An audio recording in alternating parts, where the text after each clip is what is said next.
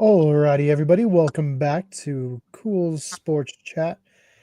This week we are just recapping the week that was with NFL, college, maybe a little World Series. Scott, do you want to kick us off maybe with World Series? I mean, last night was apparently a long game. I didn't watch it. I didn't stay up for it last night, but Yeah, 18.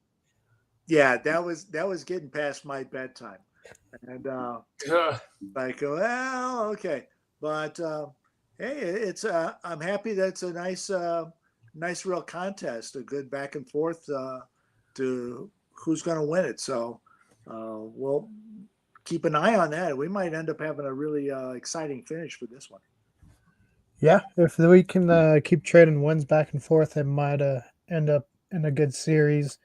Yeah, I think right now, what is it, 2-1 LA with the win last night. So yeah. a little bit of a lead, but when you're going 18, and I think the last time it went 18 was when LA was also in the World Series. Maybe it's just a Dodgers thing. Bobby, did you watch the World Series last night? Clock struck midnight in LA when he hit the home run.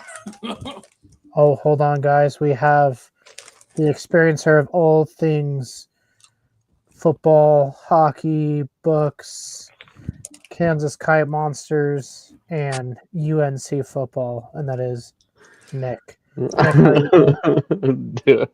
Doing good. I was wondering how many different things you're gonna list off there for life experiences. I mean, we know you live a lot of experiences, so I don't know if we have time to list them all out here, but we're always happy to have you on. And actually, we have some fun stuff pulled up. Hold on, let me share the screen. If I can do that. Keegan is a little technologically challenged. I am. I'm clicking it, and it's like, nah, we don't want you to share the screen. All right, so just ignore this for a second. Now, here's our upcoming matchup, Nick. We have the Northern Colorado Bears. I was actually looking up that. I after last week, I took it upon myself to keep a tab open for Well, UNC's football schedule. yeah, I was and like, look, he's gonna keep asking me. they're actually hosting Montana State Bobcats. I was hoping Brenden was going to be on, uh, so that we could talk about this matchup since he lives in Montana. Maybe get a little insight. It looks like, as far as quarterbacks go, pretty even. I mean, in receiving yards, look at you guys, just killing it over there. Both Yeah. both teams got 2.5. Now, this is a home game. Looks like a 12 p.m. kickoff on Saturday. How do you think the crowd is going to be there? I mean, there'll probably be college students. They'll be there. They'll be there for the game. I wonder if there's I would say let's check the betting odds, but did everyone see what's going on in the NBA world this week? Mm-mm. Apparently, lots of arrests going on in the betting world. Oh, yeah. I know what you're talking about. Yeah, I saw that. Yeah.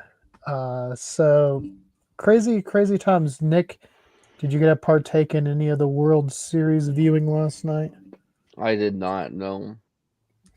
I mean, it was awesome. I think we had 40 hours of baseball going on. It was a very I actually looked up the longest. It was the longest baseball game. It was back in 1981. It was 8 hours and 25 minutes, and it was 33 innings. Oof. Could you imagine if that was like a game 7 of a World Series? Just like Oh, if that was a game series, if that was a game 7 in like the series, there's no way. I don't care what time it is. I'm not leaving until that game's done. oh yeah. Hey, what you're saying is you're a better fan than those Bronco fans who left third quarter when they Well, I beat mean, the Chargers. One. yeah. I mean, to be fair though, they had 0 points for 3 quarters of football. Did you? So on the news here, I don't know if you got to see it, but they were showing people like locked out, like looking back in. I was like, Yeah. I mean, you did that to yourself. You chose to walk away. Like, Yeah. I Yeah. don't feel bad for you at all. Nope. Well, you're wearing a hockey jersey. How's the Avs doing? They lost the last like 2 or 3 games, but they've won a majority of the games they've played so far. Yeah, but I mean, did they look pretty sleek in those Nordiques outfits, uniforms? I actually don't much care for the Nordic uniform. I don't like the shade of blue they went with. I Yeah. like the darker colors like this Yeah. one. But they also lost that game, so I don't think they did too hot in those New jerseys. Hey, I just want a matchup where it's the Nordiques here in Colorado. Well, the Avalanche as the Nordiques facing the Jersey Devils as the Colorado Rockies here in That'd be Colorado. kind of cool. I think that'd be hilarious. That would be. Though I do think before they were the Rockies. I think they were like the Kansas City Yeah. Scouts or something. They were from KC before they came here to Colorado.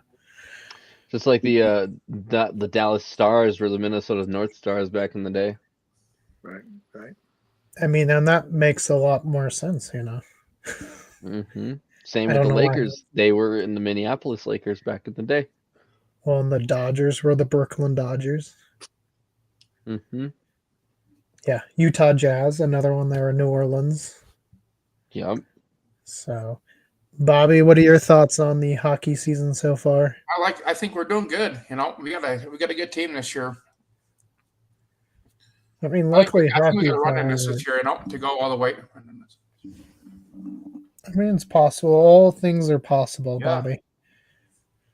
Scott, what are your thoughts with hockey? Obviously with Blackhawks, but with those former Coyotes up in Utah. Oh, well, we don't really care a whole lot about what's going on with Utah. It's nice. It looks like the Blackhawks at least have pulled out a couple of early season wins here. That's kind of nice. Not kind of worried about them going winless the entire season. But so at least that way, the Blackhawks is nice. And don't really care a whole lot with the Utah. The Utah Mammoth. Whatever they are, we don't care. Yep. So just kind of wait. I'll kind of raise up. I still got my Nice. Coyote sled hockey shirt on. So it's going to be another sled hockey season is going to be starting up here fairly soon, and going to have the sled hockey team cruising around the country with various for games like that. I think I kind of retired from from last season after 13 played games on the ice. Or I'm sorry, 13 of games on the ice is what I meant to say. So I kind of retired, but still cheering on the Coyotes sled hockey team. Will keep us up to date on how we do as this year goes on. Yeah, and I saw one of the Arizona minor league teams. They're like Roadrunners, but they're paying. I think it's Roadrunners or something, but they're paying homage to the Coyotes with their logo. Yeah, they did okay. Yeah, they're down in Tucson, so we don't get to. I don't get the chance to see them too many games for them. Too farther down on the state for me, but they kind of play a little bit of homage to the Coyotes. Supposedly, there's some people getting together to trying to get something really worked out to really kind of put together a team that's the way you're supposed to put a hockey team together. So there's talk. There's a whole lot of talk. Can't say right now if it's going to get to exactly where we want it to be yet, but at least there's talk and people are getting together and they're trying to work it out, which is a whole lot better than we've really had the last 2 years now. Yeah, yeah. No, it's always a bummer when there's just people running the organizations that shouldn't be. Obviously, tons of teams are experiencing that. We've talked about it for I don't know how long with the Bengals. Like, I don't know what they're doing over there. But yeah, but we'll get to that. We got to talk college. That's when I looked at some of the summaries of our videos. One of the highlights I know is the UNC stuff is the things that YouTube uh, highlighted was our University of Northern Colorado talk. So hopefully we can keep up that, be the number one podcast talking University of Northern Colorado.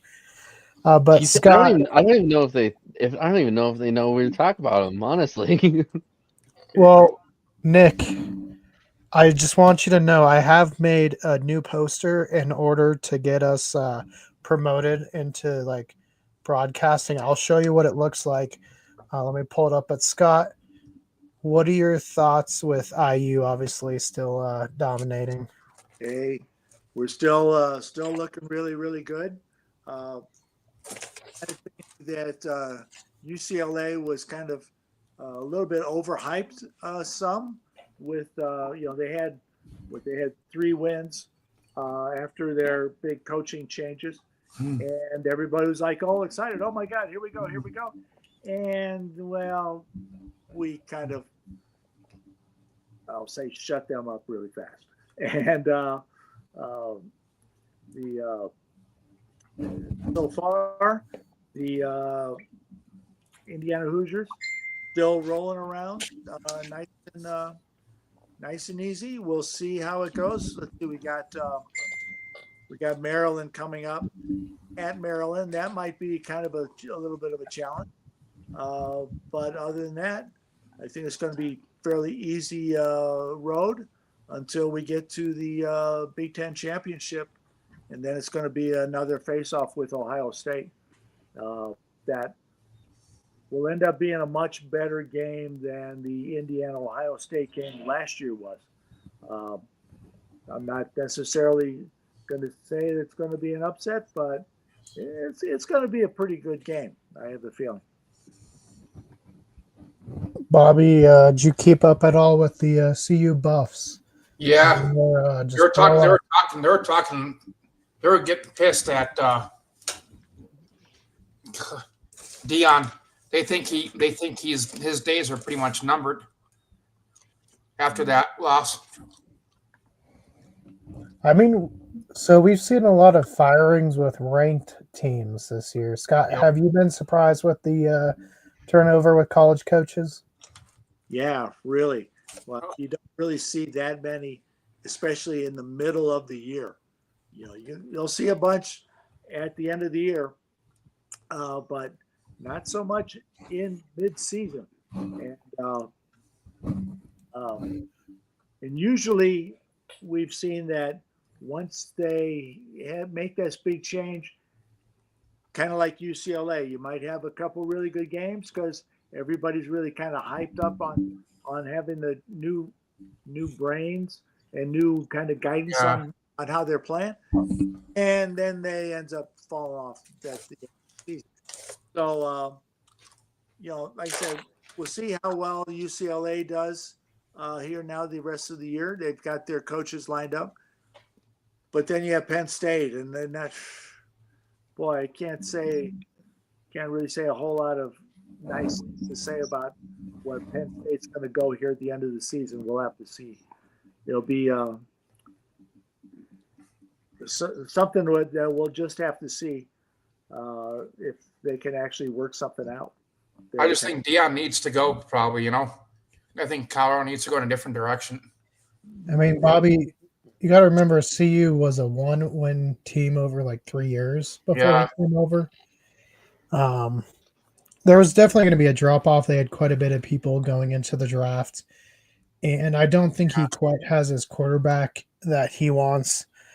So I think to get rid of him, who are you going to fill? There's a lot of big coaching opportunities right now. Yeah. That the good coaches are going to go to if they don't go to the NFL when we get some turnover there. Now, I know we're trying to get on here with UNC to, talk their team during a game. So let's see if it showcases it. Bring Nick home. So UNC, help us bring Nick home. We want to just come there and experience a game in person. We might be your biggest fans on the internet. I don't know, but We might be your biggest fans on the internet. Well, they might have considered it until just that statement. there's nothing wrong with us being their biggest fans on the internet. I was just being matter of fact. We love UNC, you know? Well, yeah, UNC, bring me home. I'd love to. We would love to come up and announce a football game. All right. So there's our That'd be latest short for the week is us trying to bring Nick home. I'm gonna make it all like with the sad music, like in the arms.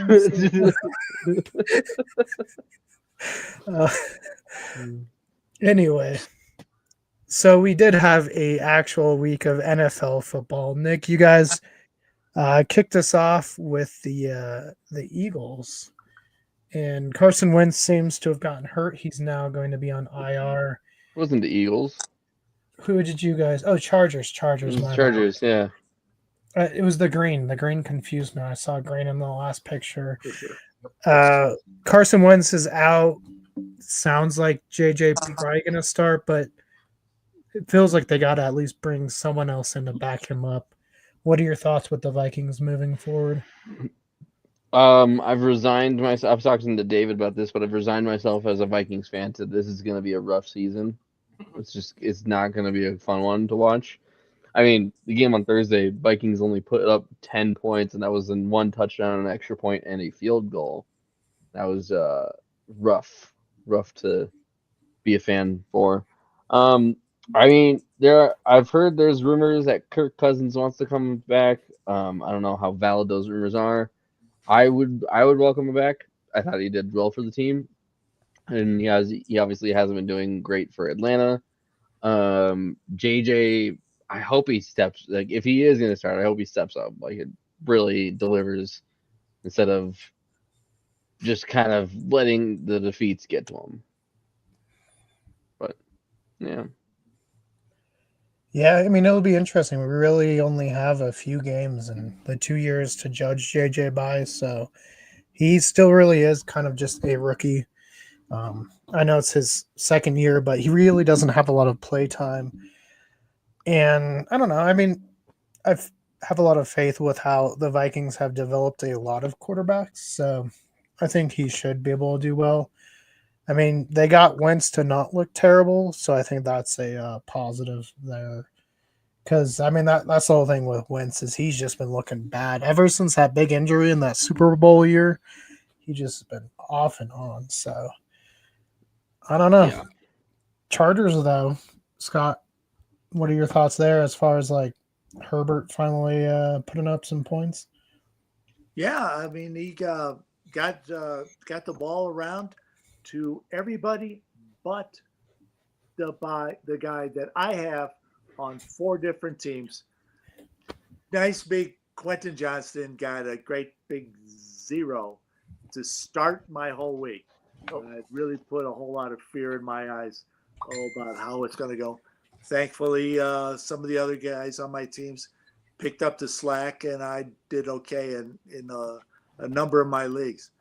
But yeah, Herbert could easily get the ball. That's the thing is he has a lot of weapons, and so long as he gets the ball going around, spread around, that's good. They don't really have a decent running back. They had supposedly was trying to have Omari and Hampton really carry that running back room, and then he goes down, and then no real backups there on the running back spot. But so long as Herbert can zip the ball around and the tight end Gatson has been a nice surprise for the Chargers. So that's been nice that Gatson, what they've been able to get with getting the ball to Gatson has kind of helped carry what is being lost from not having a good running back room. Mhm. So Yeah, and then going through some other games, Miami just smoked Atlanta, and this comes back to like Atlanta's like hot and cold. They got blanked by the Panthers. They got whooped up by Miami, who we all thought were dead. Another team we thought was dead. In fact, we thought they were so dead. We did a unanimous, not even going around the circle and voting, and that was the New York Football Jets. They did get a win. They beat Cincinnati, who, like I said, sell the team, get rid of that owner. Don't let your star quarterback with a bad foot walk himself to the locker room, walk across the busy highway. But Jets got a come from behind victory. I think they were down by like 20 points or something crazy. Yeah. right. And on a rough day for Jets fans, as they did learn that Nick Mangold had passed away. Yeah, that's sad.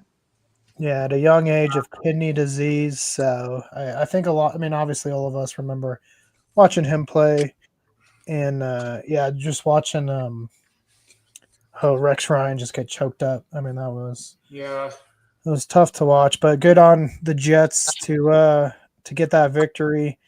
And how about them Cleveland Browns just finding new ways to lose, getting 5 sacks from Myles Garrett and losing by a lot of points. I mean, what are we doing there?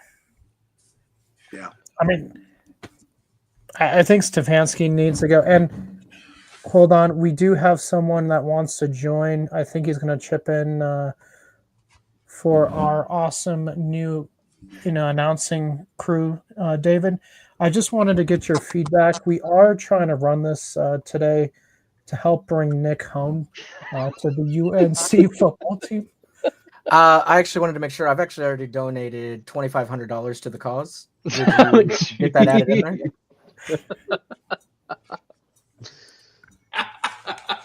Yeah, when we replay this as a short, you'll hear some Sarah McLachlan music.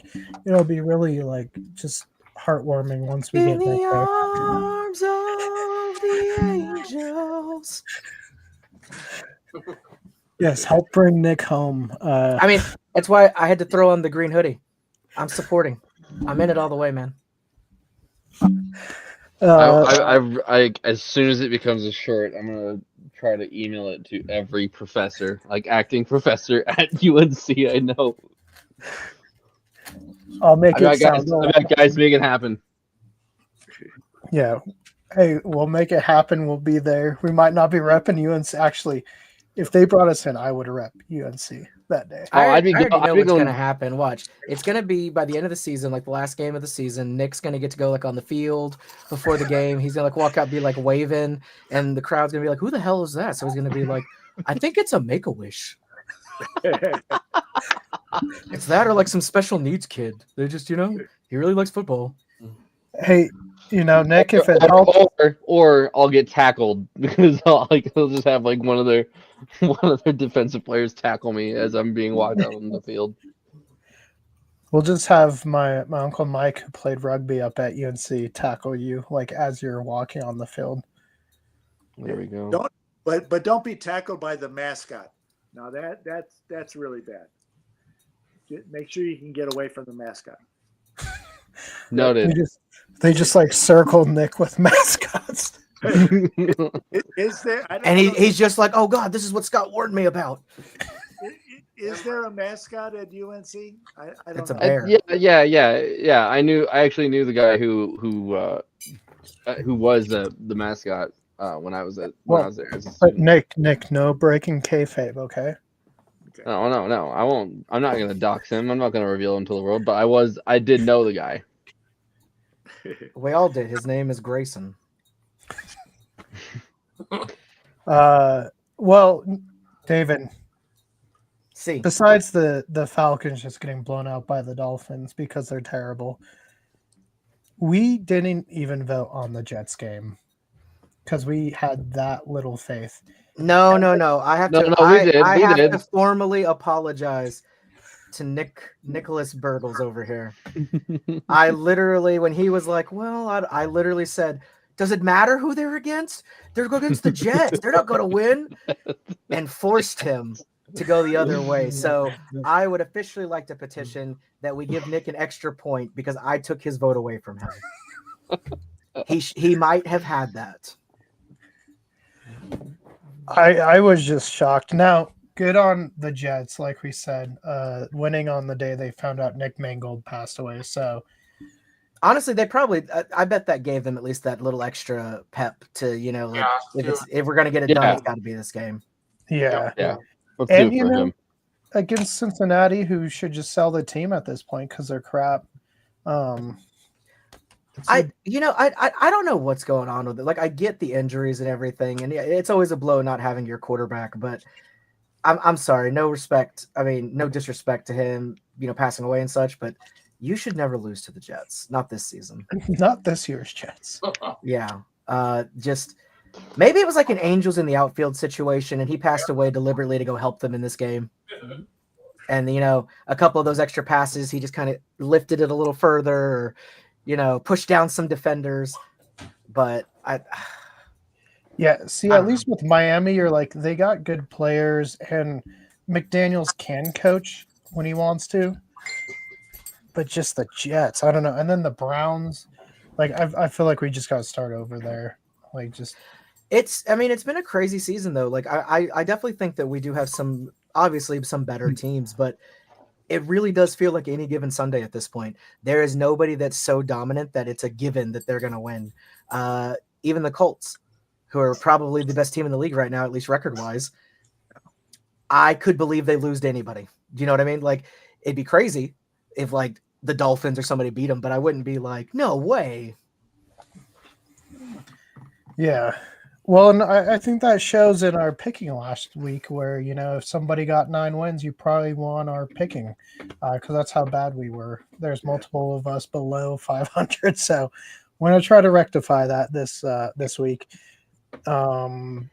David, I know we talked about it, texted New York suffering another brutal injury with Cam Scatterbo. Dude, so big blow to my fantasy team too. Just when I had him in there to replace Neighbors being gone, I am the curse to the New York Giants, I guess. I need to just get them all off my team for now so that they can succeed. I mean, there might be some people in your division that say just start trading for Eagles players and see what happens. Yeah, but then I'd have to have, Eagles players on my team. So but yeah, Eagles got the job done there, but it was close even without Cam. The Giants were able to. It was closer. On. It was closer than the Eagles probably should have been comfortable with, to be honest. Mm-hmm. Like, it should have been a blowout game. Really, I'm sorry.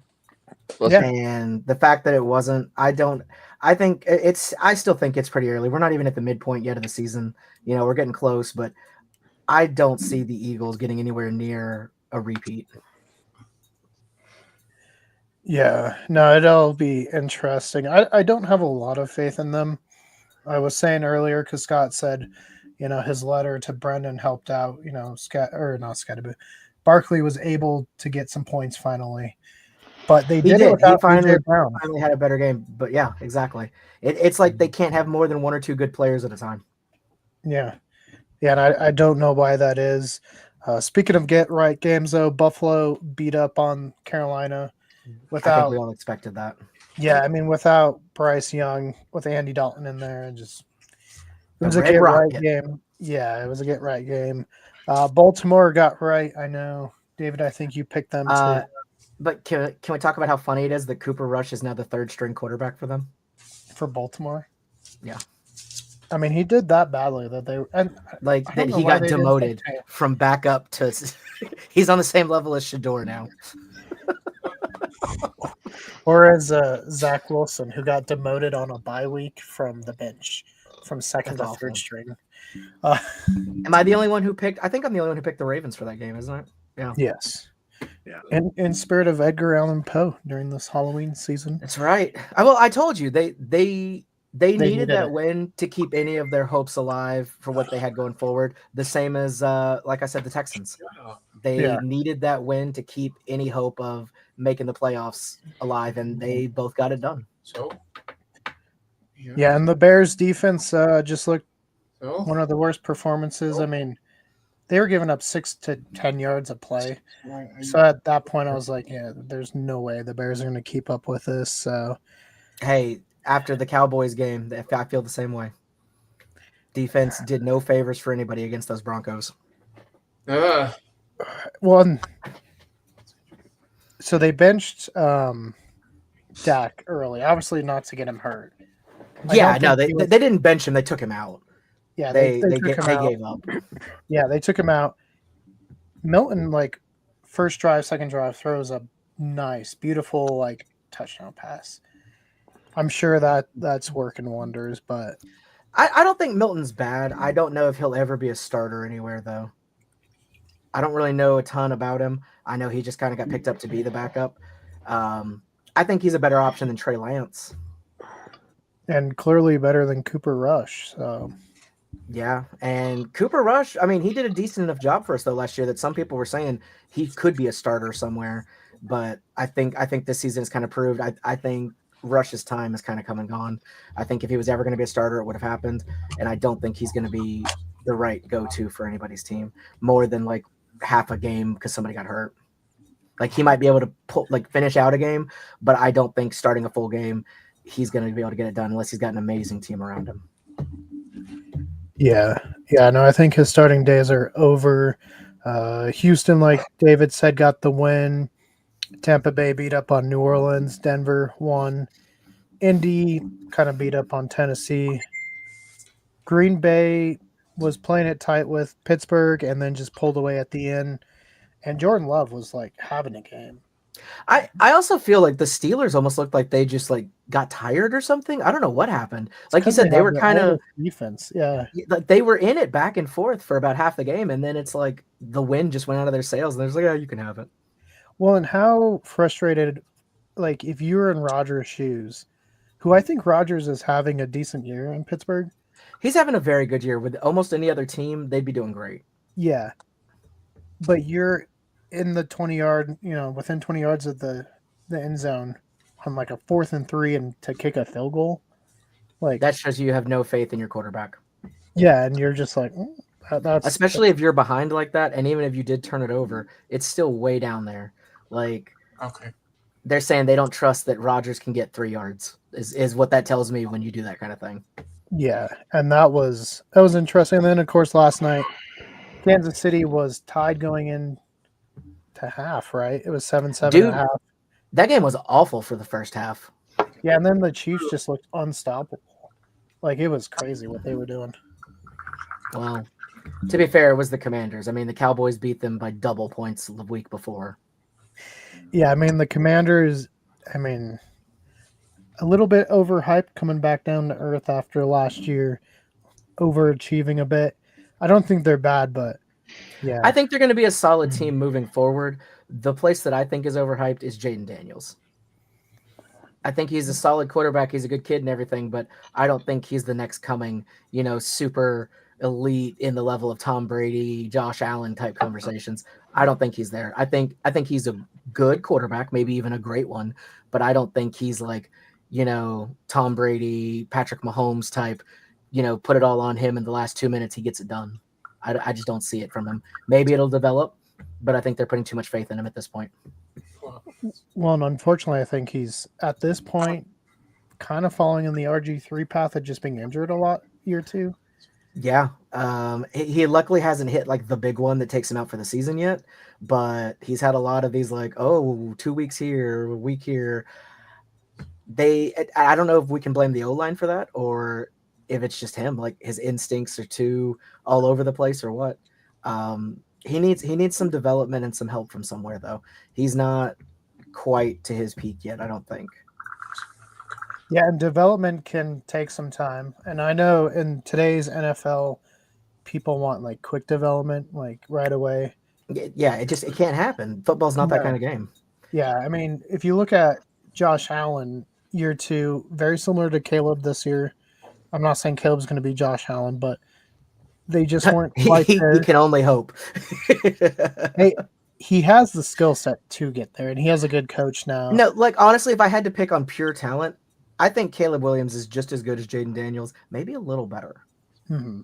if it was purely off of just raw talent before their development, it's all going to come down to though how do they turn that talent into NFL level quarterback play, and that's going to have a lot to do with the coaches they're at.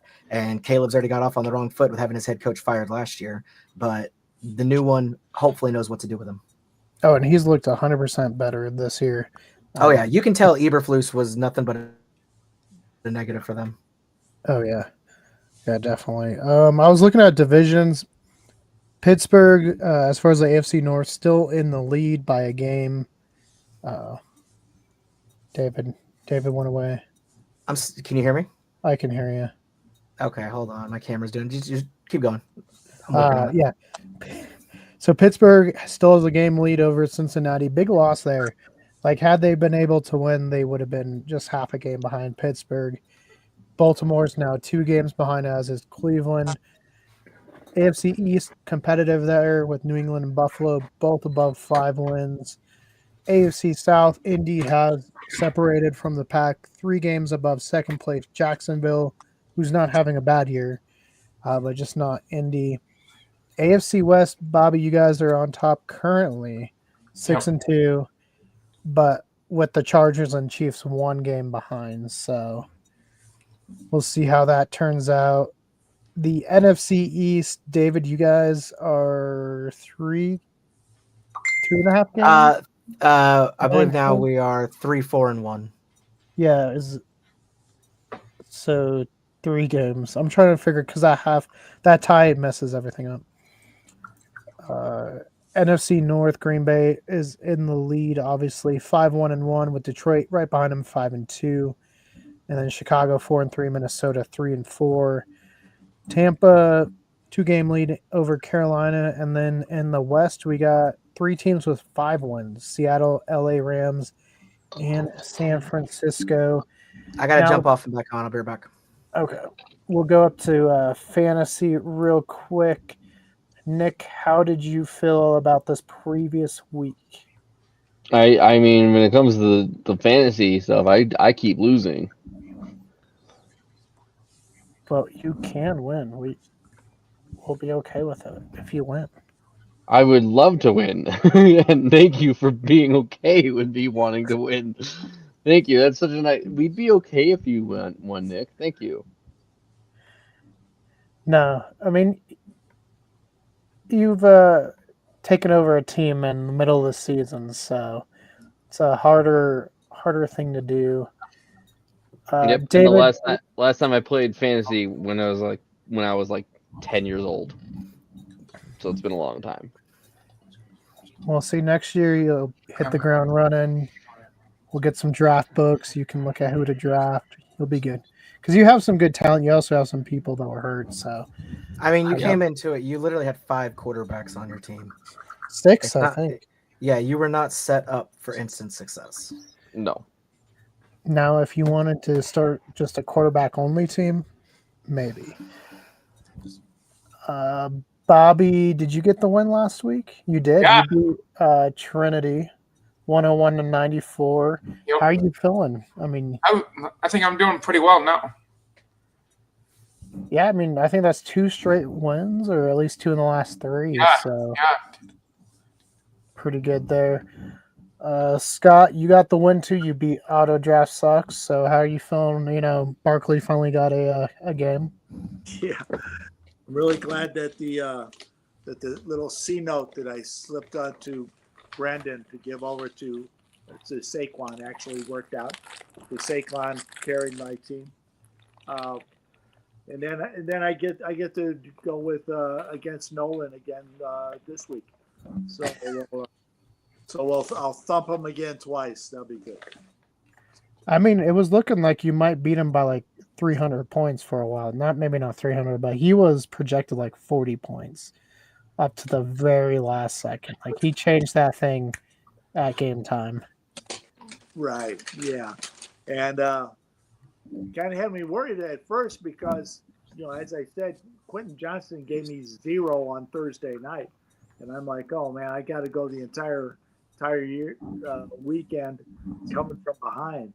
So thankful that the other other people on my team carried the load, and I was able to get past Nolan. That was helpful. And then, David, what were your thoughts with fantasy this week? Didn't you have some bye weeks this week, or? Yeah, I had a couple of guys out, and then just awful luck. I mean, we had Scatterboo going out. Luckily, he was able to grab a touchdown and a couple yards before, so he still got me 10 points, but it was well below what he should have. Falcons totally shit the bed, so Bijan, I think, actually had less points than Scatterboo. Absolutely crazy. And then we all saw what happened in Dallas, and they literally benched Dak. So I'm just happy that I was still in it come last night's game. I still had a shot when that started, but of course, couple touchdowns, your dad was able to squeak past me, but it was still a really close, decent game. I don't feel bad about the loss. I know he had a lot of injuries and buys as well, so we both kind of cobbled together what we could. It was good though. I mean, it was exciting up till the end. Never fun to take a loss, but I feel like I can handle it. I'm okay. And to be fair, it's only your second loss, so it's not like that's what I'm saying. I feel like I'm not hurting too bad. I mean, I came into this season just saying I just got to beat Scott's ass 3 times, and I did that. So now, whatever. Everything else is gravy, The new Red River. I don't know why he threw that money to Brenden. I actually called Saquon myself, and it's like, yo, he's not playing me anymore this season. So at least till the playoffs, you're good, man. Go off. And he was like, all right, I got you.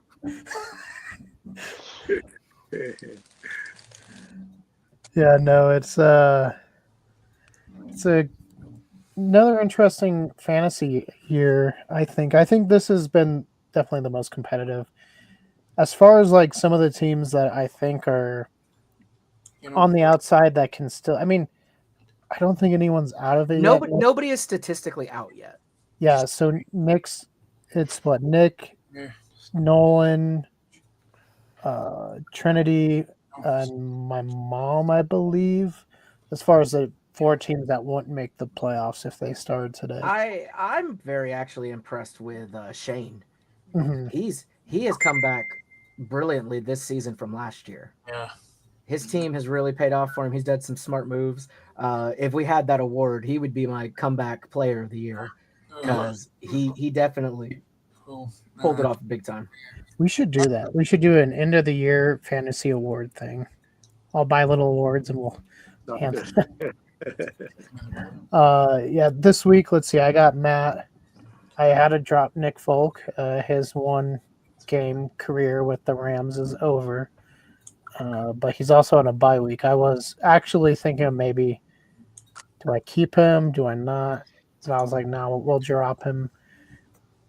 Kansas Kite Monsters face you, Bobby. So you and Brenden should be a good one. That'll be one, like, if you can get a win there, Bobby, that'll really help you. And it'll help the other 6-2 teams because there's 4 of them now. We got Sun Haters, Critters, Thundercats, and Kansas Kite Monsters. I mean, I don't want to get too cocky, of course, but I feel pretty good about mine this week. So I think he's going to go 6-3 after this week. Who are you facing? I think I'm Sun Hitters. Oh, look at that. We got a good 6-2 versus 6-2 matchup. So and you're only one game behind Matt. Mm-hmm. Yeah. Keegan. So that's a pretty close one too. I think Bobby and Bob are the furthest apart as far as those upper teams who they're going against. So Bobby pulling off the upset would be awesome. Yeah, I'm only 3 points or something. Yeah, and as we've already seen, like I was projected at I think 15 points ahead of Bats when it started, but with those injuries and stuff, it can go any way. So as long as you're within about 15 to 20 points of somebody, I feel like you have a legitimate shot of winning. That's a small enough margin of error that it could still go either way, especially those crazy as this season's been with injuries and things so far. It's not showing me the projections on mine right now. It's been all slow. But we got South Park Cows hosting Blazing Red. So 2, 3, and 5 teams. That one should be pretty good. I think he'll take it from your mom. It's possible, but I mean, her team had a pretty good week last week. Her team's been, it's almost crazy some of the wins that she's been able to pull off. Yeah, but she ignores my trades, so I hope she loses. What about Trinity going against Grayson? Grayson's on a losing streak right now as the defending champion. Grayson is MIA, dude. He went on a spirit journey with Nolan. We don't know what happened. Yeah. I think Yeah. Grayson's gonna win that one. I think she's pretty far below projection wise. Like I think he's got it.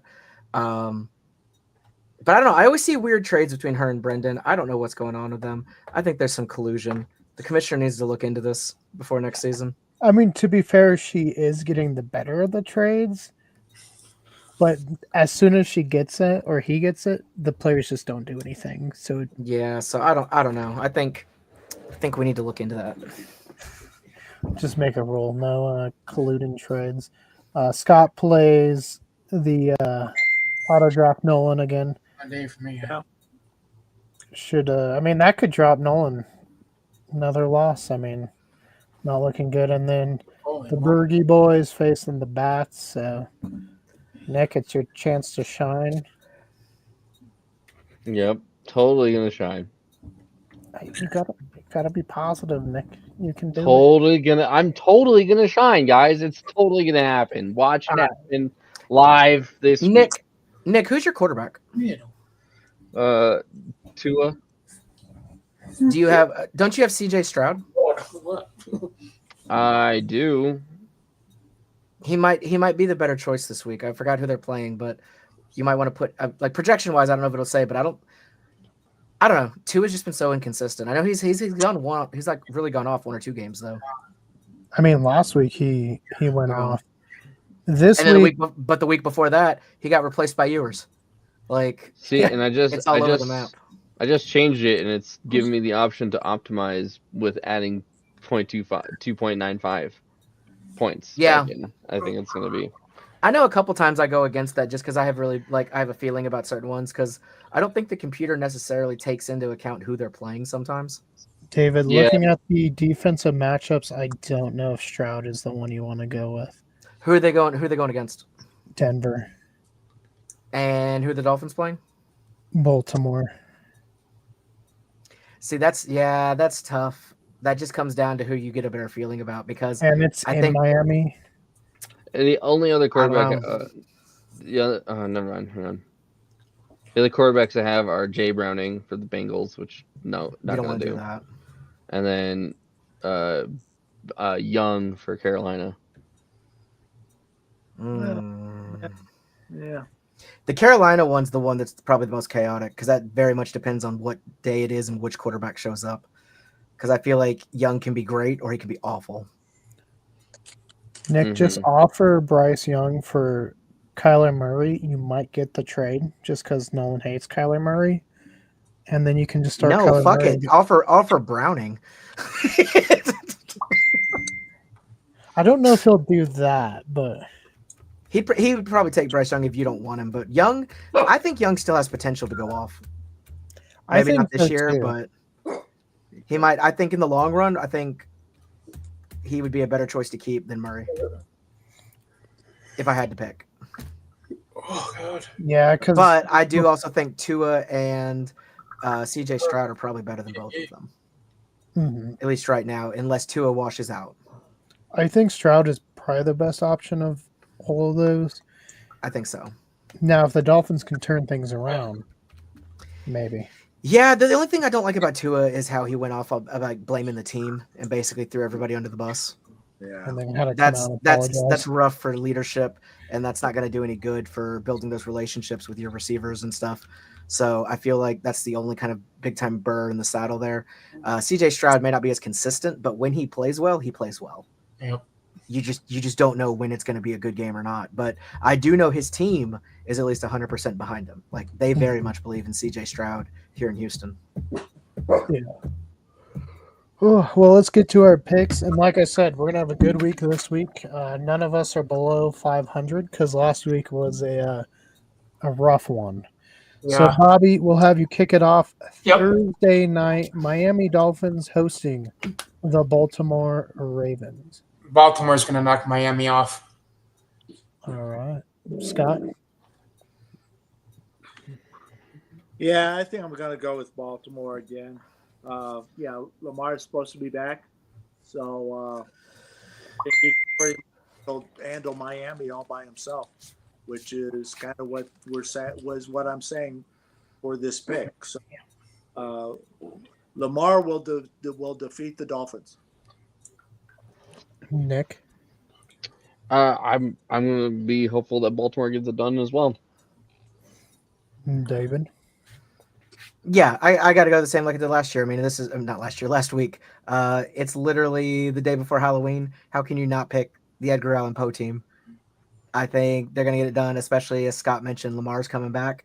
That's kind of their big missing piece. And hopefully he's used this downtime to study up, get a lot of things going, connect with the team. And I heard they really want to win back all their video games and pool tables and stuff in their locker room. So they got to keep doing well so that daddy will unground them. So I think, honestly, I will say this, I'm going to pick the Ravens, but if they lose, they're done. They're not making the playoffs. If they can't beat the Dolphins, they're done for the year. Yeah, and this is a matchup of two teams that are kind of desperate for different reasons. Baltimore, because they think they can win the Super Bowl, right? And the Dolphins, because they're trying not to get fired. But for me, I'm going to take Baltimore just because Miami's been so inconsistent. And they're not playing the Falcons this week, who are just trash. So give me Baltimore. Next matchup is Chicago going to Cincinnati, another trash organization there. So give me Chicago to win that one, Bobby. Was it Chicago and who? The Cincinnati. Cincinnati. Oh, God, no. Chicago. Well, do you just think the Bengals suck? I think the Bengals, the whole coaching staff is bad. The players, they don't want to play. It's like you see the team just not showing up. It's like games like that, and they don't play well. Scott, who you taking? Yeah, Bob's right. I mean, the whole Bengal organization is kind of in nowhere land. So even no matter how bad the Bears are, they'll take care of this one, even though it's in Cincinnati. Nick. I mean, Cincinnati just lost to the Jets, and we didn't think anybody was going to lose to the Jets, so I'm taking Chicago. David. I'm actually going to have to go against everybody. I do think the Bengals are going to pull it off at home. I think the fact that they just lost to the Jets is going to be their big motivator to get their shit together, because I know I couldn't personally look at myself in the mirror if I lost to the Jets, even as not a professional football player. So the fact that they got beat by the winless Jets, and it may end up being the only win the Jets get this season, even without Joe Burrow, I think Cincinnati at home will find a way to get it done, because Chicago has been very inconsistent. I think all put together, Chicago might be the better team, but they're still building a lot. It's still pretty new. And if Joe was playing, I would give it to the Bengals probably hands down. But I think without him, it's going to be more of a toss-up. But I think they'll pull it off in the end. So give me Cincinnati. Oh, yeah. I mean, if Joe was playing, it's an easy win for them. Yeah, I mean, he's just so talented. Obviously, I mean, we've seen their whole organization fall apart since he got hurt. So yeah, he's obviously the linchpin of what they got going on there. So, but they're starting to find ways. And I mean, they got Flacco in there now, and he beat the Steelers. And I do think the Steelers might be a slightly better team than Chicago. I think they're pretty even. So if they write off the embarrassment of the Jets beating them, I think it'll be just enough motivation to push them over. I do think it's going to be a very close game. I think it's definitely going to come down to like who's got the ball last type situation. But I think they probably win by like a field goal.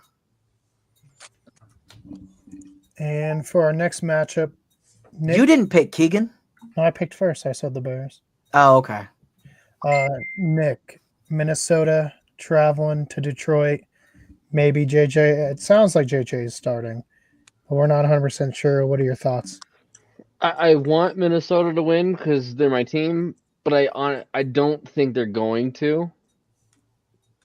I think Detroit's gonna win that one. All right, So- Bobby. I'm going Minnesota. You're going Minnesota. Okay. Yep. Yeah. All right, Scott. Ooh. Gosh. Yeah. JJ. I think he'll eventually be a very nice quarterback. But right now, going against this particular Lions defense, no, that's going to end up being ugly. It's going to be the Lions by a lot. David.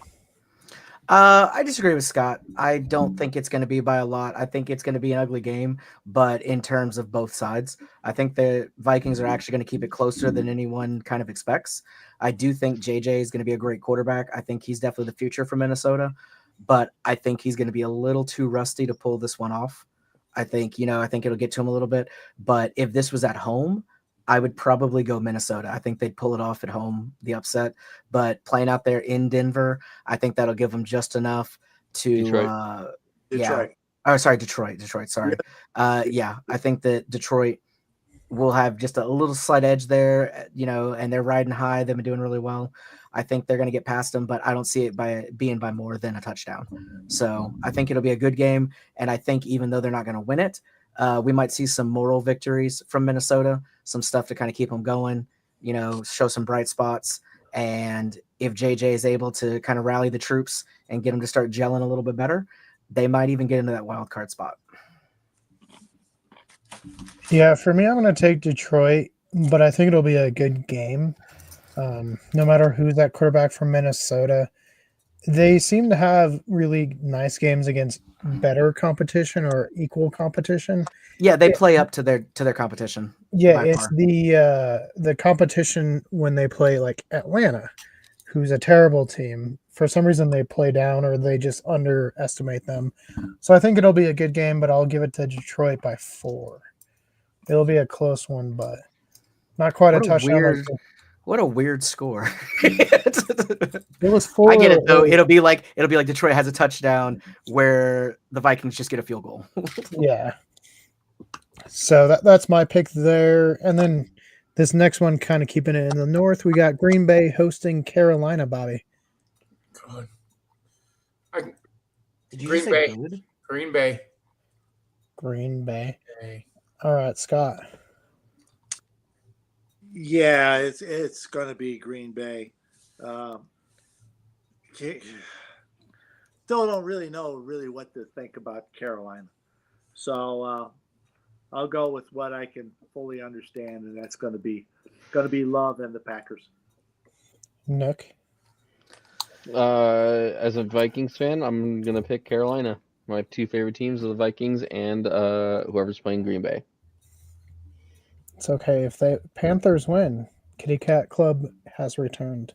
So, David. Kitty Cat Club has returned. As a Burgles fan, I'm gonna have to go Panthers. Gotta help them not stand alone. I agree they'll get it done because honestly, fuck the Packers. I mean, I picked Carolina because Carolina's had that one game where I think we all projected them to lose, and yet they knocked it out of the park. I mean, Carolina's been one of the only teams to pitch a shutout this year so far, So they're doing something right. Again, they're just inconsistent. If they could have it all, if they can fire on all cylinders every game, they'd be one of the tops in the entire league right now. So I think after this last week, I think they'll get it together. And I think the Packers are going to go in there a little too confident. And I think they're going to kind of misjudge Carolina. And I think Panthers get it done. And also fuck the Packers. Yep, exactly. Fuck the Packers. See, as much as I want to say Carolina, I don't know if it's Andy Dalton still starting or not. If it's Bryce Young, I'd feel a bit more compelled to pick him, but I'll go Green Bay. Dude, I've had what's his name on my bench for 2 years now, waiting for him to play. Jordan Lover. No, Who? what's his name? Carolina. Jonathan Brooks. Yeah, that man. I loved him at UT. He was great as a Longhorn, and then he just got hurt, and he has yet to do anything. Yeah, no, he played what all of like 2 plays when he came back Yeah, from injury and then and got then hurt was hurt. again. Yeah, Yeah. like poor guy. He is just He could easily be he had the talent at least before the injuries to be the starter in if Carolina. he comes back as good as he was or better, Carolina's going to be in very good shape. Yeah. And all of a sudden they'd have 3 good running backs because Yeah. Dowdle looks good, Hubbard looks good. Dowdle is so- looking great. Yeah, exactly. And if Brooks is as good as he was, he could easily be the starter, and he'd be even better than those guys. Like they could become dangerous, and I think that's why they haven't cut him or gotten him traded or anything yet, because they know he's got the potential to do very well if he cannot be hurt. Yeah. Moving on to our next matchup, we do go to Tennessee. We do know recently put in the names of their top fans, including one actor who may or may not have played Kamala Khan's father in Miss Marvel, but I don't know. Nick, do you know about this? Yusuf Khan? Yep. Know about him. Anyway, who you picking there, Keegan? The Chargers. So I wanted to get your thoughts on this game, Nick. Who do you think wins? I mean, I think Tennessee wins because if we're going off of David's logic that he's shown us this season, LA has further to travel, and I mean they have more teams to fight on the way there. So That's I a think- lot of teams between California and Tennessee. You got to admit. Yeah, They lot have to of fight teams. one before they even get out of LA. I mean, there's another yeah. one in They have LA. to fight in LA. They have to fight right outside of LA and continue on. So I think yeah. So are you taking the Chargers? No, taking You're Tennessee. taking. I'm All taking. right. I'll take Tennessee. I mean, as a Con fan, I mean, we know Bobby Tennessee. I mean, one could say 2-0. one could say that Yusuf Khan himself is a Titan. Exactly. Of cinema. Well, look at this. We're 2-0 in favor of Tennessee. Scott, you making it 3? No. No. We can all remember the Titans, but that was a high school team. And even though the Chargers will have to be playing at 11 a.m. Pacific time, they'll make sure they get up early, get plenty of coffee, and even then, still be able to pummel the Titans, no matter how big the Titans are. So yeah, going with the Chargers. Go Bolts. Taking the Bolt. David. I don't know why Scott's talking about getting up early and coffee and all this stuff. As Nick has already pointed out, they're going to be nursing those injuries from all the fights they had to get in for that weekend. So they need to be more worried about, can they leave the hospital bed in time to get to this game? And I think some of their key guys are going to be out. So give me the Titans.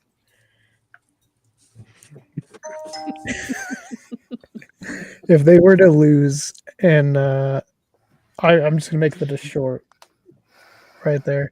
I'm taking the Chargers though. I think the Titans have been a mess outside of like 2 players.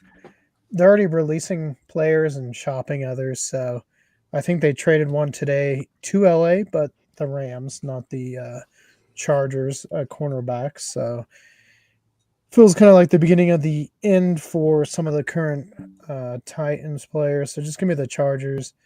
Moving on, we have New England, Atlanta, Bobby. Atlanta is going to beat New England. All right, Scott. Tell you what, this is seems to be the season of Drake May. He's been playing awesome the last 3 weeks. I'm very thankful that he's on my particular Desert Dogs team. I'm going to stick with my quarterback and go with the Patriots. Nick. I will go with the Patriots as well. I don't think Atlanta has what it takes right now. David.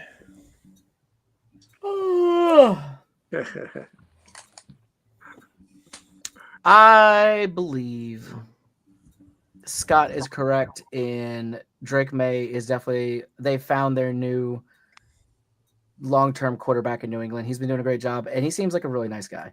Like, he doesn't seem like the douchiness of old New England. They actually seem like a pretty solid group.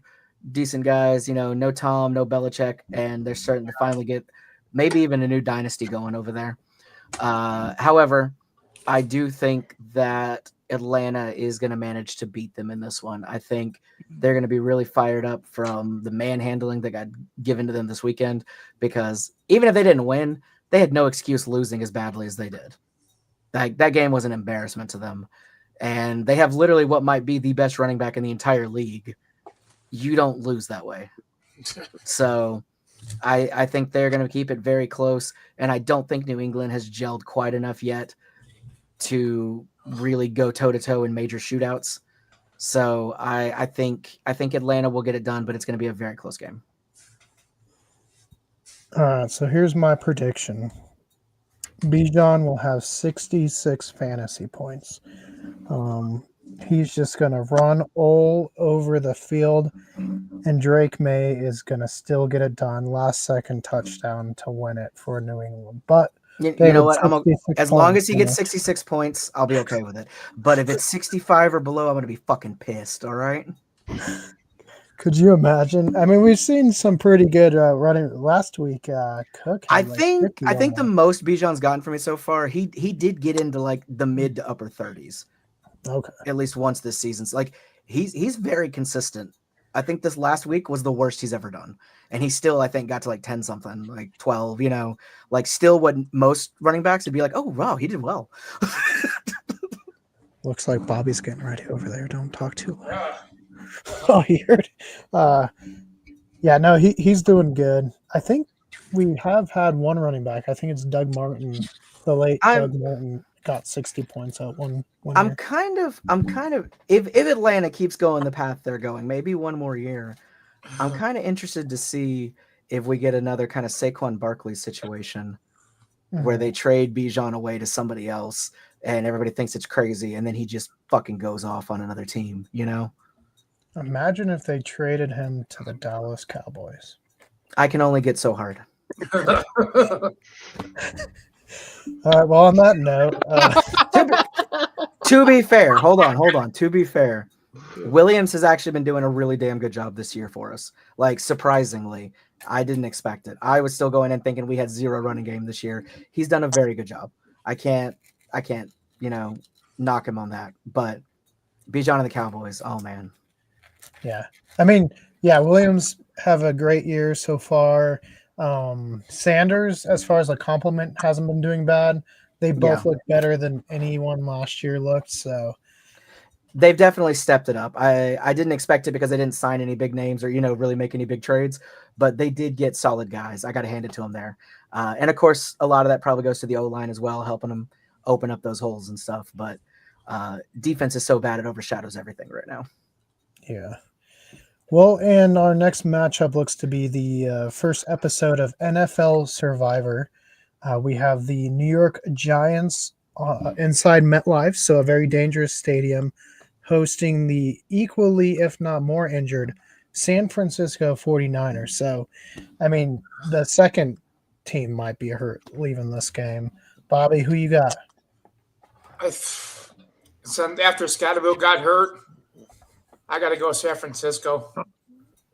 That really Scottaboo's still playing though. Is he really? Yeah, he's getting the wheelchair out there. He's gonna roll all over the place. I thought after his leg looked like it snapped off or something. That's why he's in the wheelchair. But he said he's good to go. Wow. Yeah, he got a doctor's note. He's fine. His main inspiration going into this game was Joe Swanson from Family Guy. Yeah. Scott, who you taking? Yeah, the thing with Scatterboo, the injury for Scatterboo was really painful. And those of us living in Arizona, of course, he came from Arizona State, and that's where he first loved how he plays and the way he is. So, yeah, extra pain on that one. But even without Scatterboo, I think with Dart and some of the receivers he has, Robinson and Satterfield, I think even the Giants can get this done, especially at home. Nick. It's a tough choice. I think I'm gonna go San Fran though. All right, David. It's interesting because I think when Scadaboo got hurt, like I think he's a great running back. He's been doing really well. I think he works very well, especially with Dart. I think they have a good relationship. But I'm not gonna sit here and tell you that Scadaboo was like Saquon levels of like amazing running back. He's still young. He's got a lot to learn. He is not a key part of the team. I think the injury of him was so devastating because I think it broke their morale.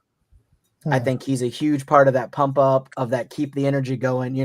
I think that's where he really excelled. On top of being a great running back, I just don't think that he's superstar levels yet. I think he definitely can be. Like Scott said, like watching him in college, when I watched him play Texas in the playoffs, that's where I first saw him. And damn, he impressed me so much. I wish the Cowboys would have picked him up. I told Keegan that I think that night that we watched him, like I was like, I really hope we get that guy. But that being said, with nobody big coming back from the 49ers yet, I do think the Giants will win it at home. But I'm almost afraid that, especially the 49ers with their bad luck, that they're going to take another major injury from something. Because it seems anybody playing there on that field, it's like it takes a blood sacrifice every couple of weeks or something. Like it's not happy unless that turf has destroyed somebody and takes somebody new each time. So that coupled with the 49ers bad luck, I do think they might lose somebody that they can't afford to lose, at least not right now. And the home team aspect of things, I think, will be well for the Giants. And crazy enough, I think it may be one of those situations of let's go win one for Scadaboo. I think that might actually be kind of motivating them to play a little harder. And he's going to be on the sidelines pumping them up the entire game. Like he'll be out there, I think. So I do think, crazy enough, I think the Giants will pull it off. I think it's going to be very, very close. And I would not be at all shocked if I'm wrong on this one. But I think the Giants will take it, unfortunately, because it's better for me if they lose. Yeah, see, for me, I want to say New York, but every time I feel confident in taking them, they lose. So I'm just going to take San Francisco. It's kind of a coin toss, to be honest. This is probably the closest one, in my opinion. Like, it could go either way. Yeah, this one could go either way. We don't know really who's playing on either team outside of like CMC for 49ers. Okay, so tell me this, Keegan, before you make your official pick. Who would you pick if both teams were 100% healthy? Oh, definitely the 49ers. You think so? Even with neighbors, Scadaboo, everybody back? Yeah, but if the 49ers were healthy. I know. So I still think you'd be close if they're playing at the Meadowlands. I've been sorry, really what is it called? It's not Meadowlands anymore, is it? MetLife. Yeah. Meadowlands was their old one. Yeah, I think it'd be very close still if they were both healthy at their prime. But 49ers have spent more money to get those superstar guys, and Dart doesn't have the experience yet to be as big a threat. But I think 2 or 3 years from now, I think Dart's going to be the guy. I could see it. He's gonna be him, and that terrifies me as somebody that's also in the NFC East. I think the Giants are going to become a bigger force than they ever were with Eli Manning. Yeah. Which, I mean, Eli was great, but they kind of lucked into the Super Bowls that they did, Yeah, I mean, it was definitely defense getting him there, and yeah, he made some great plays, obviously, but he wasn't Peyton, if that makes sense. No, I agree. Yeah, I'm gonna tell you now. Take this to the bank. Dart and Scadaboo both are someday going to be in the Hall of Fame. You guys heard it here first. I don't know if we can say go bet anymore because of what happened in the NBA, so we just won't. But, on to our next matchup, Scott. Pittsburgh hosting Indianapolis. Does Aaron Rodgers get a bounce-back victory, or the Colts keep on rolling? Oh, no. Colts are keeping on rolling. That is a snowball going downhill. They'll keeps getting bigger and bigger and bigger, and just get out of the way. Okay, so you heard it here first. Scott officially called Daniel Jones a snowball and that he's getting fat. You heard it. You heard it. Everybody in the NFL is standing in front of a rolling pin. See, I know. I imagine because they're doing like the Indiana Jones thing with him. It's Yeah. like him dressed as Indy on top of the rock that like Indiana Jones runs from, and all the other teams are trying to run away from the ball with like Yeah. Daniel Jones on top of it. I don't know. NFL, they're he's running backwards as he's on top of the rock as it's Yeah. rolling. He's not The- breaking a sweat, and the rest of them are like, oh, Yeah, no. yeah. The app today said Indiana Dimes, and someone was like, "You had Indiana Jones right there. What are you doing?" Yeah. But yeah, I think the Colts take this one pretty easily. It's not the Steelers' offense as much as just their defense is very questionable, Yeah. and it looks old and slow and just like getting outclassed when they shouldn't. Bobby, who you taking, Colts or Steelers? I'm going to Indianapolis. I think Yeah. Aaron Rodgers. He's going downhill. It's like I agree with Scott. It's like snow blowing downhill. Yeah. Snowball He down. can't Okay. can't move like he used to. It's like it's all of a sudden it's boom boom. It's like Nick, Yeah, I'm going to Indy. I don't like Aaron Rodgers though, so that's my part. Yeah, Indy. David. I can make myself disappear. Like, ooh.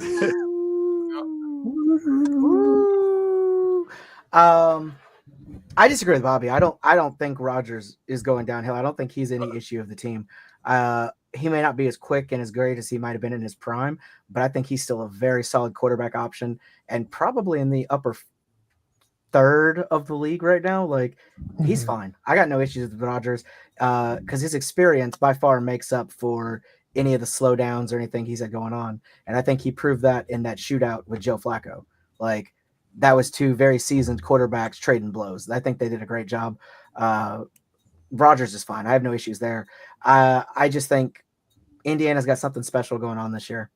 Because I'm not even willing to say that Jones is like fantastic. Like he's not a fabulous quarterback or anything. He's just in the right place at the right time. I can't even explain what's necessarily going on there because there's not really any standouts. There's nobody that you can point to be like, that's the guy winning the games. It's just everybody stepping up at the same time. I think they believe in themselves, and I think they're building each other up, and it's getting stuff done. So, I'm gonna have to go definitely Colts.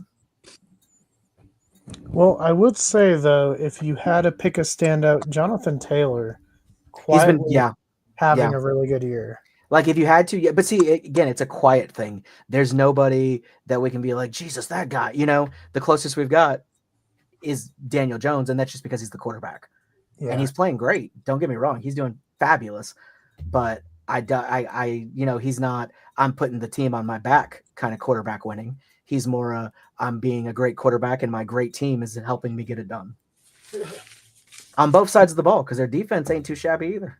Mm-mm. Yeah, the Jonathan Taylor so far for the season already 850 yards, 12 rushing touchdowns. So he is. Yeah, like they're doing great. And honestly, I would not be surprised if both of the coordinators end up on other teams next year. Mm-hmm.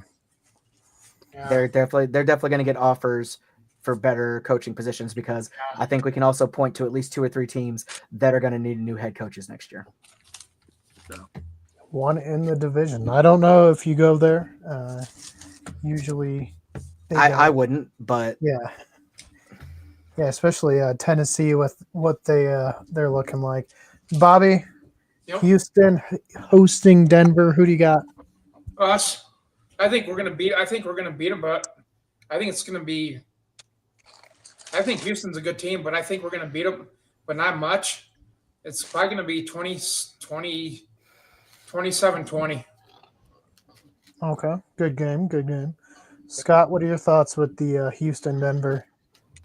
I think the Broncos will come out ahead. Not necessarily as close as what Bobby was thinking, but Broncos will come out. They'll win it. Nick, Yeah, I'm taking Denver. David. I'm going to go against the grain. I'm going to say I think Houston gets it done. I think they are kind of finding their groove, especially at home. And they've got like 3 in a row now at home that I think they're very much trying to win all of them. And again, I think CJ Stroud is one of the top quarterbacks in the league. when he plays consistently. It does depend on which CJ shows up, but the good CJ tends to show up more when they're playing at home. And it's crazy because I think Dallas is a better team than Houston, and you saw what just happened with Denver and Dallas. But again, I think that was also more defensively than anything that stuff went wrong there. But yeah, I do think, believe it or not, somehow I think Houston is going to get it over because Denver has kind of the same issue as Houston, and that's consistency. And I think they played their asses off and their heart outs on this last game against Dallas, especially with Sean Payton's kind of history with Jerry and everything there. I think he really wanted that one. And I think they're going to let their guard down, and Houston's going to manage to slip in there. Like Bobby said, I think it'll be close. It'll be like a 1-score difference by the end or so. But I do think the Texans managed to mow down the Broncos. You heard So about, for me, about Peyton Manning today? There's news for he's getting into politics and he's running for lieutenant governor of Colorado. Oh, well, I changed my answer then. so looking at Denver, Houston, they definitely share some of the same issues as far as offenses struggling has been on both sides. I think I've seen more from Denver's offense, and I mean, their defense is better than Houston, but Houston still has a top 10 defense. I would say Denver fans, maybe you want to put Bo Nix in like the bubble boy ball, just because we know how Houston likes to act with quarterbacks. We saw it with the Darnold. I mean, they really tempted fate over there. But I think Denver gets it done 16-12 in a very just bad to watch game. Don't watch this if you don't have to. And that gets us to the 2:00 slate, kicking off with Jacksonville Raiders. And Bobby, remember, if you pick Jacksonville, you got to say Duval. Who you Yeah, got? Jacksonville. Okay, hold on. Oh. Before anybody picks anything, can we just acknowledge the fact that you just said that brings us to the 2:00 slate when literally the smallest part of the country is the ones that would have that at 2:00? Yeah. All right. It is the biggest. It is the noon game and then 3:00. Or East Coast, we can even do 1 and 4. Literally almost nobody has a 2:00 game. All right. So Yeah. you mountain folks need to shove it. This is the 3:30 game. Or sorry, the 3:05 and 3:30s. Okay. We do Central Time here like true Americans. I say Jacksonville, Duval. I can't stand the Raiders. All right, so the 1 a.m. Indian Standard Time I'm leaving. games. I'm done. I'm done. Scott, who you got? Oh yeah, I'm on the Duval bandwagon for this game. This one too. I'll take Jackson. Nick.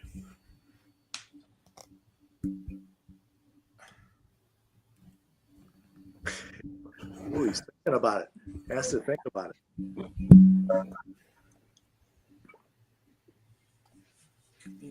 Nick, are you talking? Like I can't hear what you're saying. Oh, sorry. I muted myself because I thought I was gonna sneeze and I'm not coming through. No, I'm picking Jacksonville. I was also looking into the claim that Bobby just mentioned, and that's false. Is it? Yeah, it's not a real claim. Who said that? I wonder. Somebody, is that one of them websites or? It's one of those clickbait articles. Yeah. Okay. I thought. Are we talking about Peyton Manning running for politics? Yeah. Mm-hmm. Okay, Yeah. then yeah, I have to stick with Houston as my choice then. But who are you picking for Jacksonville versus Las Vegas? I don't know. What time does this game start, Keegan? According to the pick sheet I sent into the Discord, 4:05 p.m. Okay, a 4:05 game. That sounds reasonable. I think I'm gonna have to give it to the big Duval. They are gonna get it done, even though they don't get to swim in their glorious pool. They'll have to save that for getting back home. I think Jacksonville's gonna be good on the road. They don't have to fight too many people on the way there. Lucky for them, Dallas doesn't play till Monday, so they're probably resting, so they can go right through Texas, not have to get into a fight. I like their chances. I think the Kitty Cat Club will be alive and well. I've heard they also all bought tickets to see the Wizard of Oz at the Sphere after the game as a little treat. So they're looking forward to that. Trevor Lawrence is even bringing his Glinda the Good dress with him. He's going to dress up when he goes. So he's the only one that had the hair for it. I would love to see Trevor Lawrence in a Glenda the Good costume now. Yeah. Make it happen, Trevor. All right. So UNC, when you bring Nick home, make sure you bring Trevor Lawrence as a special guest that week, dressed as Linda the Good.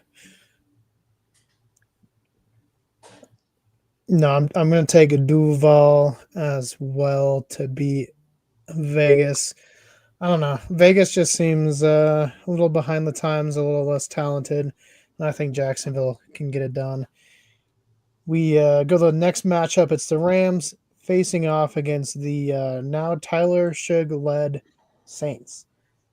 And Shug did not do good as a Cardinal. He had I don't know. I'm not very impressed. I think it's a bad move. I think Spencer Rattler is by far the better quarterback. Okay, so my question is, if you don't think it's a good move and you're not a fan, why did I see just an hour or so ago you picked him up on your fantasy team? It was more than an hour ago. I said I saw it. I saw it about an hour ago. Oh, okay? you saw it. Okay. I only control what I do, Keegan. I do is ask you why you picked up somebody that you don't believe in. Well, because right now, outside of Caleb being the only one that's healthy, my quarterbacks, I mean, Gabriel will probably be done starting here. You got soon. Lamar. Lamar's coming back. Yeah, but Lamar. Or why not try to trade then with somebody else? Why pick up the rejects? Why pick up the trash instead of helping out one of your fellow men? This is why we put you on mountain time.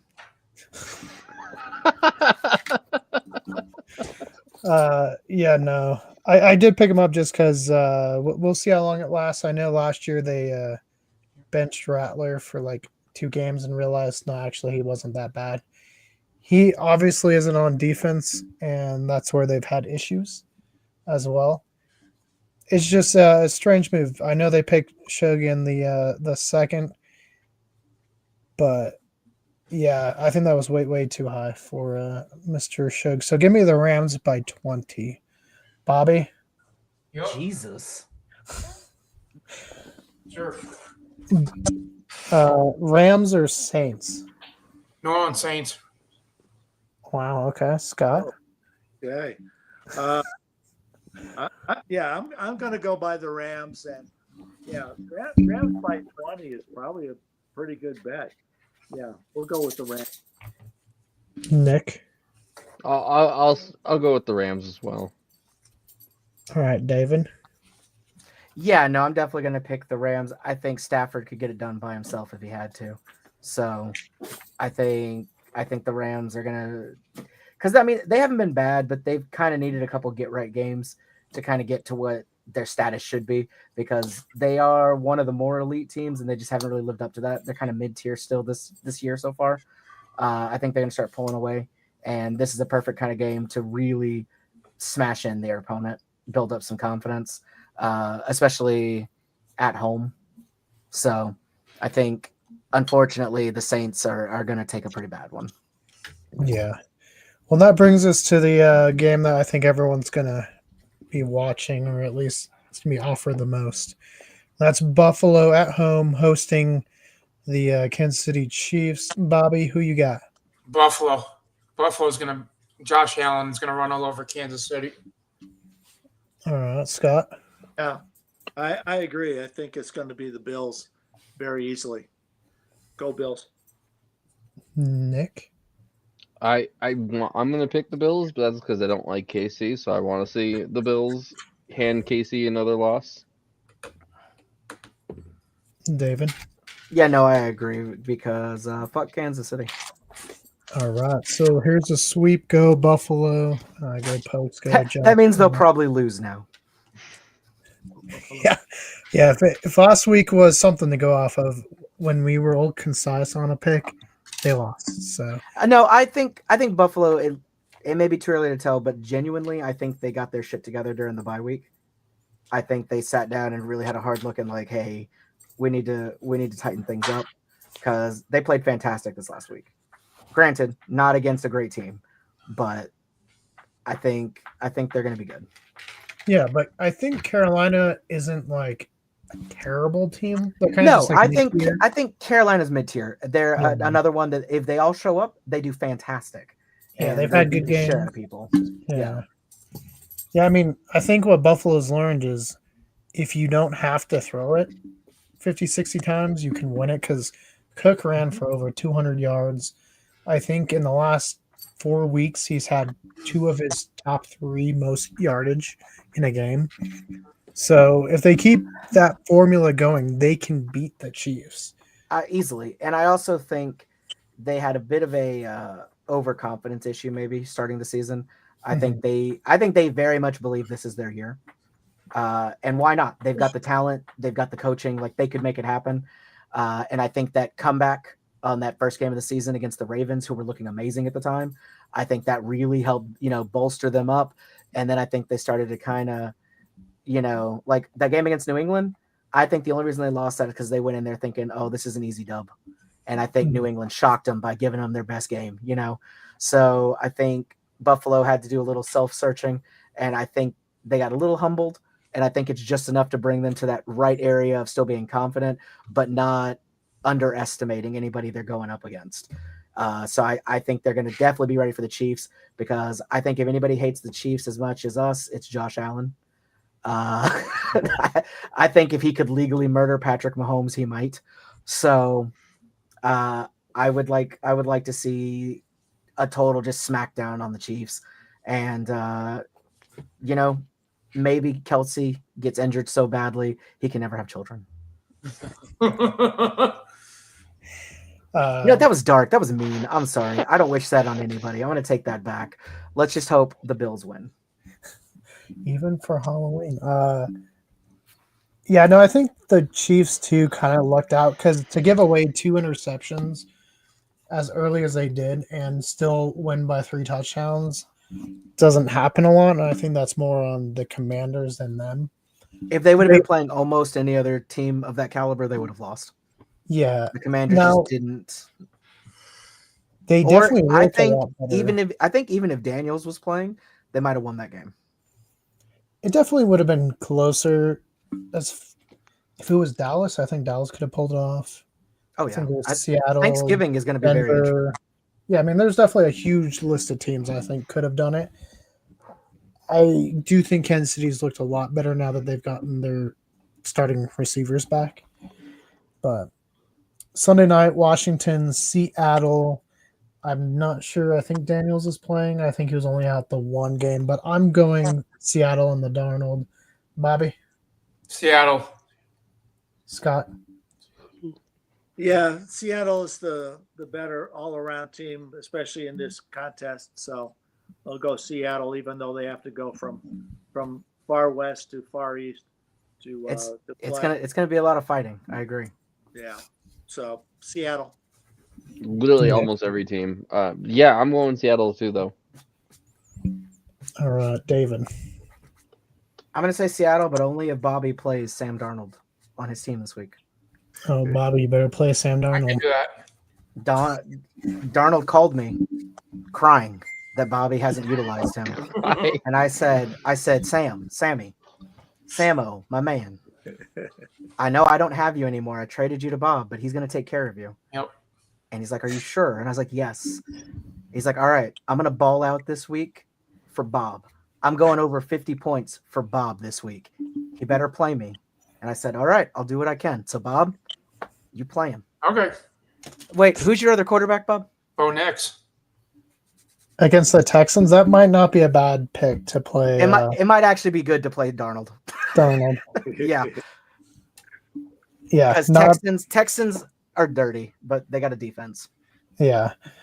And that brings us to Monday Night Football. Dallas hosting the Cardinals. I don't know what to say about the Cardinals, but David, what can we say about the Cowboys in this matchup?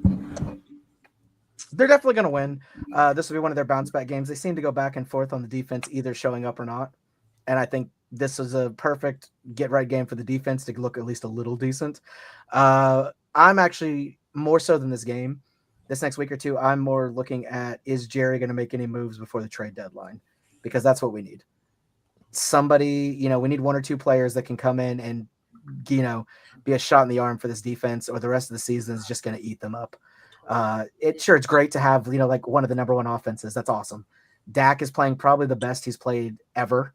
Like, he's really getting things together. A lot of the offense is coming together very nicely. They're doing a great job. But if your defense allows people to run 60 yards on you consistently in one play, you're not doing well. They've had a couple flashes of getting it done, but it's always like, doing just enough to get by. They need something to strengthen that.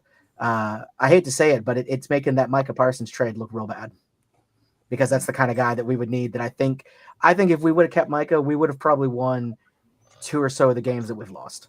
They'd be in a much better position than what they are. So they need to bring somebody in, 1 or 2 guys at least, to help things out. I think it'll help if Diggs is back from injury, because I think that really hurt us in this Denver game. But ultimately, against Arizona, I do think Dallas will get it done very handily. I think Dak's going to blow up against them. I could see another like 22-44 type thing, like against the Commanders, where it's almost embarrassing. But if they lose that game, Dallas doesn't deserve anything good this year. Scott, on the flip side, what can you say about Arizona? And do you pick them? Because we know, David, you're picking the Cowboys, right? Yeah, absolutely. It's going to take a whole lot more than just one off week for the Cardinals to actually be a contending team for anything. So, it's going to be the Cowboys easy. And I'll say that a Cardinals-Cowboys game, say maybe next year, will be different. But as far as this year goes, Cowboys easy. Bobby. Who is it? Sorry. Cowboys, Cardinals. Arizona Cardinals. They're going to beat Dallas. Wow. Okay. 2 weeks in a row, Bobby. Huh? Ever since Denver. Nick.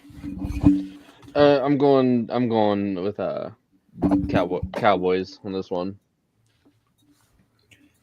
Yeah, I'm going to go Dallas as well. I think it's definitely a get-right game for Dallas. I think, maybe even Dak Prescott puts up 60 points. Like, there might be a couple 60-point games going on. Pickens might get 20. CD might get 20. Their tight end might get 10. A running back might get 10 in receiving. But I just don't see Arizona doing anything to keep up, and their defense isn't very good. I think Dallas is better on both sides of the ball, so it's an easy. There's way too many weapons, I think, offensively for the Cowboys, that it's going to overwhelm anything the Cardinals have had to deal with. Even at coaching, better in Dallas. Yeah, and that's saying something, because we got fucking Eberflus. Especially. Eberflus, sorry, yeah. Now, I did want to look at college real quick this upcoming week. David, you guys are at home playing Vanderbilt, number 9 Vanderbilt. You guys are ranked number 20 right now. Is Arch playing? How are you feeling? I don't think they've officially said it, but I do know that he had a concussion from that last game in that overtime. They had a great comeback in that. They, everybody had signed.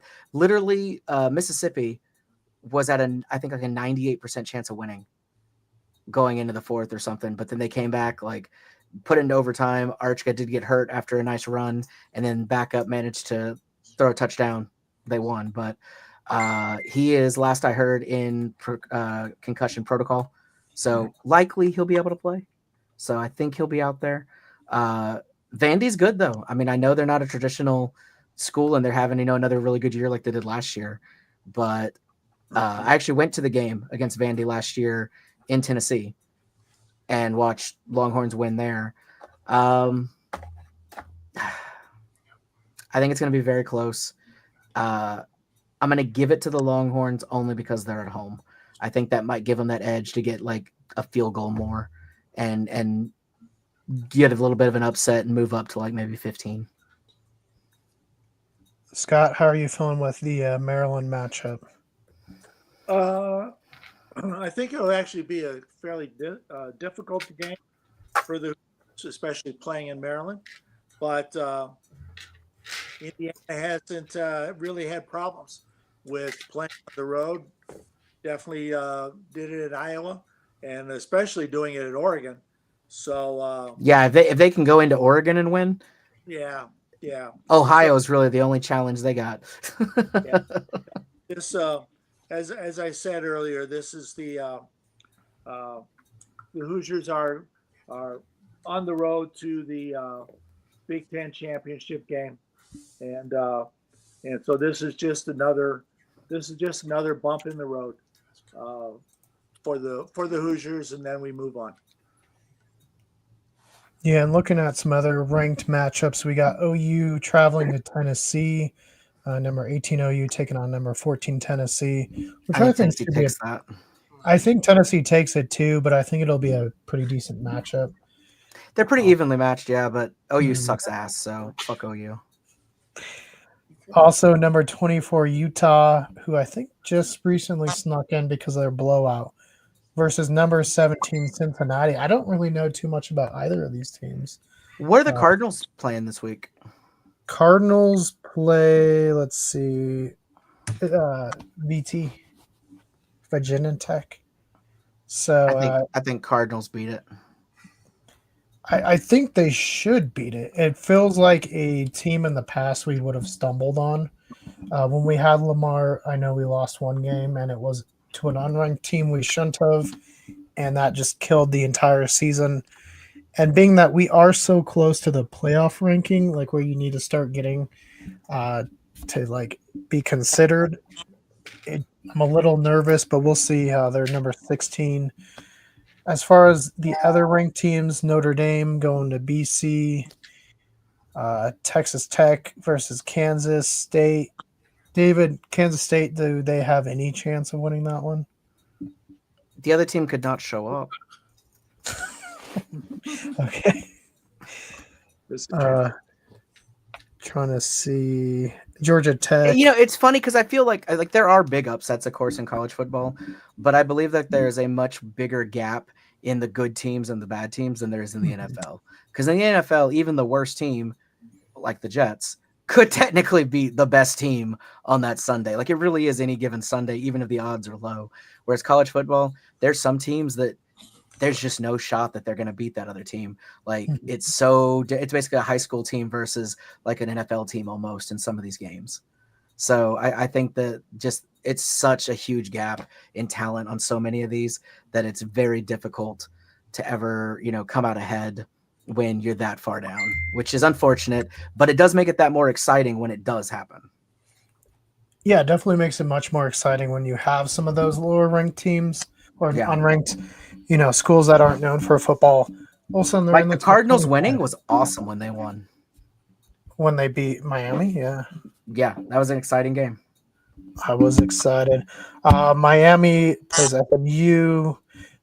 Ohio plays Penn State, and I don't think that's going to be close at all.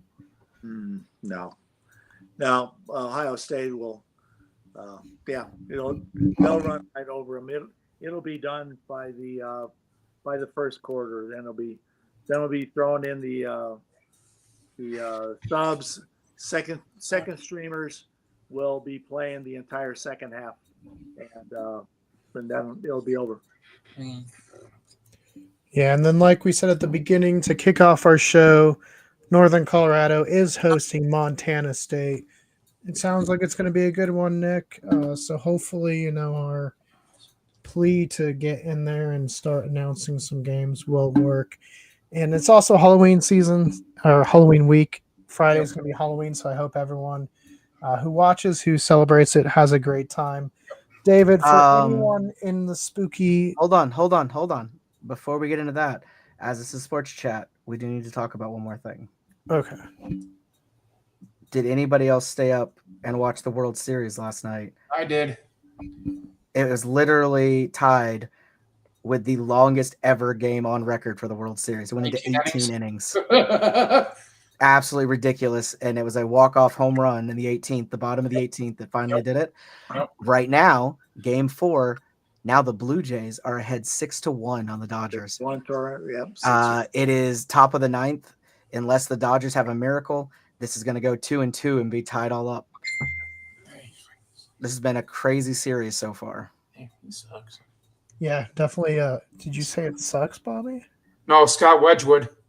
Uh, The Avalanche are up 5-0 now. They're losing 6-4. Yeah, I am much bigger football fan than baseball, of course, but I think it can get exciting around World Series time like this when it's those games that somebody has to win type things. So I just thought it was really cool. I know every time Ohtani came up to bat, they walked his ass so fast. Did not even give him a chance. Yeah. They just kept saying nope. Get it. yeah, I really liked it though because they, of course, with you can't pitch that long. You get tired, arm wears out, and you got to think about the future games. But once a pitcher gets pulled in baseball, you can't go back out that game. So they literally were just pulling random people off the team that weren't pitchers to go pitch. Mm-hmm. Like that's how long this game literally went for double. They went an extra 9 innings. I think that's insane. yeah. No, I didn't stay up. I went to bed after Monday night last night, and then I woke up and I had seen your message like, "Are you watching this?" And I was like, "What happened?" I looked and I was like, "Wow, that went forever." People on the East Coast were watching till 2 a.m. A game that started at like 7. It's a rough day in the office that day. Kind of reminded me of that terrible Houston Seahawks game. That super late double. That's another thing, guys. We can all rejoice. Double headers are done for the season on Monday night. They had way too many. Usually there's like 1 or 2, but it felt like for 4 or 5 weeks in a row we had double. And I don't know what it is. I guess it's because Monday night is no longer like. I guess Sunday is the big game now. Mhm. But it used to be that Monday night football was still like really good games. Mhm. Now it feels like the Monday night games are almost an afterthought. It's like, I guess we got to put this somewhere. Yeah, Thursday used to be like, oh, it's Thursday, but these teams suck. But Thursday's actually pretty decent now. yeah, they've been having some more decent matchups. So I don't know if it's just like the rights and who owns what matchups, and as far as Because that I mean, one goes. even this next Monday, like, of course, as a Dallas fan, I'm, of course I'm gonna watch Dallas Cowboys, but like Dallas, Arizona where they are, that's not a pull. Nobody cares. That's not exciting. I mean, I think it has a chance for some offense from the Cardinals and a lot of offense from the Cowboys. So. Oh, it'll be fun to watch, but it's not one of those like marquee games. You're not like, this could be a preview of the playoffs, or like, no, it's not. Yeah, the fact probably the most marquee matchup this week is happening in the mid-game matchups. It's not even Sunday night. You mean the 3:00 games? 1 o'clock, 3 o'clock, 2 o'clock, 3 o'clock 7 games, o'clock. or are you talking about the 12:00 games? East Coast? But the fact the Chiefs and Bills, and I don't know if we're late enough in the season they can start flexing, but that feels like one they would have flexed. It is still too early. That's not until the second half that they flex stuff, but I agree. That is one of the big matchups. Mahomes versus Allen is always massive, as the history that's there between them. That feels like it should have been the Sunday night game. Yeah, it's kind of crazy, but luckily I'm not going to be stuck this week watching the 49ers, so I'm just happy there because I was getting tired of just watching hurt 49ers. But David, it's Halloween week. Let the audience know of a great Halloween episode to go watch on Abnormal Voyages. I mean, definitely my go-to for Halloween is probably the Winchester Mystery House episode where we actually had some ghostly activity caught on camera. That is awesome. Highly suggest that one. And if you want something with a little more horror vibes than that, check out the Villisca Axe House one, where we're in the abandoned house where 8 people were violently and bloodily killed with an axe, and they still never caught the killer. He went on to become an experiencer of life instead. No comment. I plead the fifth. An Yeah, where experiencer Nick, of real Nick, life. where were you in the late 1800s? Don't worry about it. I just got to make a call. I'll be back. But yeah, we'll also have a ton of movie reviews: Halloween Town, The Raven, Casper, and The Conjuring. Halloween Town 2, Halloween Town 2. Halloween's also- Revenge. Yeah, we do also have Halloween Town 1 if you want to go watch that from last year. But David was on it, Brenden. We had a good time, I think, just discussing the movies. And Yeah, I think it turned out really well, despite the fact that Brenden was involved. But also the Conjuring, we talk some more current stuff because there's current stuff going on. But we will be back next week, and let us know in the comments below what is the most mismatched matchup this week. Tell us there, and we'll see you on the flip side. Hey, did you see Jason Dart